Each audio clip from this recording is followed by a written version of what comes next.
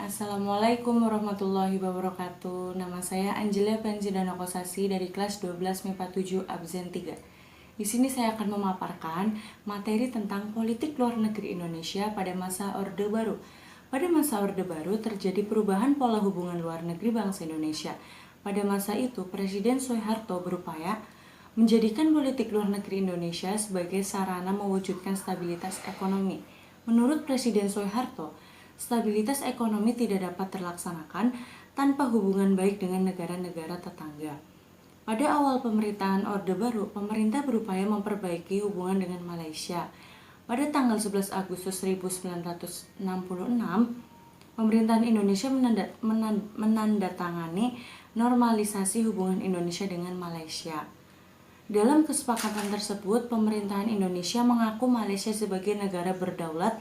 Satu tahun kemudian, Indonesia dan Malaysia menjadi pemerakasa terbentuknya organisasi kerjasama regional di kawasan Asia Tenggara yaitu ASEAN. Kerjasama tersebut sekaligus menunjukkan politik luar negeri Indonesia berupaya membangun hubungan baik antara di kawasan Asia Tenggara.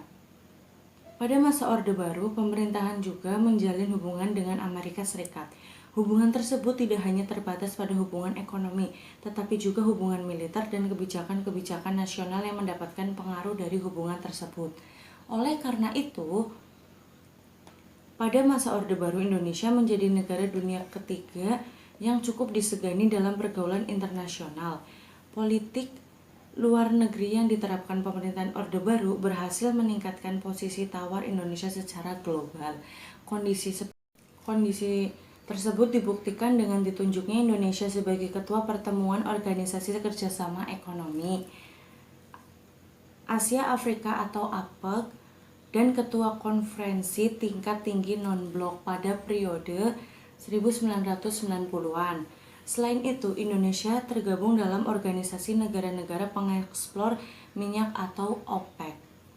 Pelaksanaan politik luar negeri pada masa Orde Baru tidak selalu berjalan dengan mulus. Pada 1970-an, politik luar negeri Indonesia justru menimbulkan permasalahan seperti terjadinya peristiwa malaria dan ketegangan antara Indonesia Australia sehingga setelah integrasi Timor Timur. Dan yang kedua, politik luar negeri Indonesia pada masa reformasi. Politik luar negeri Indonesia pada masa reformasi. Dalam pertemuan Majelis Umum PBB tersebut, Indonesia terpilih sebagai anggota tidak tetap Dewan Keamanan PBB pada masa jabatan 2019 sampai 2020. Dengan terpilihnya Indonesia sebagai anggota tidak tetap Dewan Keamanan PBB, diharapkan Indonesia menjadi bangsa yang aktif di kancah internasional.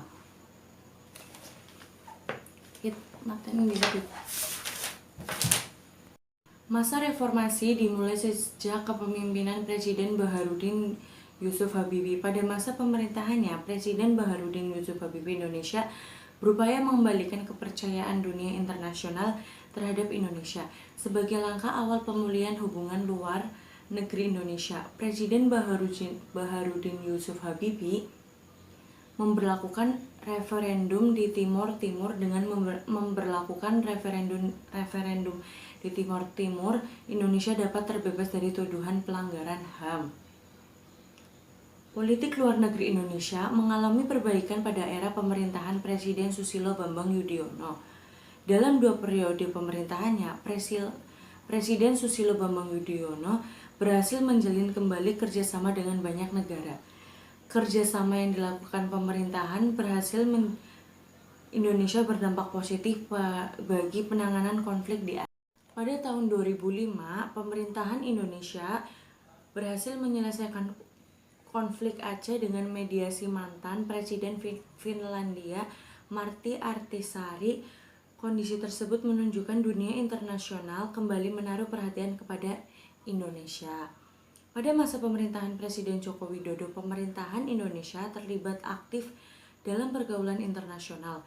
Bentuk partisipasi yang dilakukan Indonesia antara lain menghadiri konferensi tingkat tinggi APEC di Beijing, Tiongkok. Selanjutnya pada Mei 2015, Indonesia dipercaya menjadi tuan rumah peringatan 60 tahun Konferensi Asia Afrika di Bandung.